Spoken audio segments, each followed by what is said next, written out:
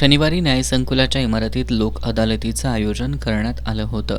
सकाळी जिल्हा आणि सत्र न्यायाधीश के. अग्रवाल यांच्यासह प्रमुख मान्यवरांच्या उपस्थितीत दीपप्रज्वलन करून या लोक अदालतीचं उद्घाटन करण्यात आलं.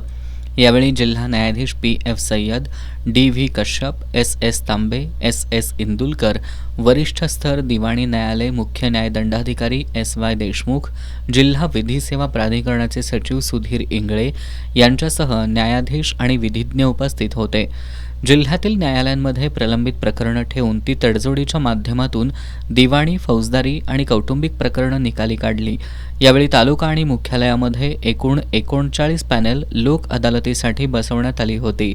प्रलंबित 14,995 प्रकरणं आणि दाखलपूर्व 38,809 अशी एकूण 53,004 प्रकरणं या लोक अदालतीमध्ये ठेवण्यात आली होती.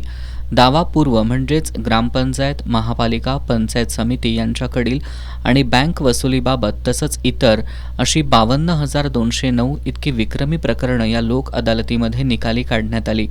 कौटुंबिक खटल्यांमध्ये पती पत्नीच्या वादाचे 21 खटले तडजोडीनं मिटवण्यात आलेत.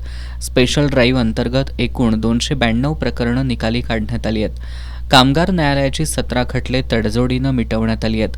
न्यायालयात एकूण प्रलंबित 2,303 प्रकरणं, दावा पूर्ण 52,009 आणि स्पेशल ड्राईव्हमधील 292 प्रकरणं अशी एकूण 78,000 प्रकरणं निकाली काढण्यात आली.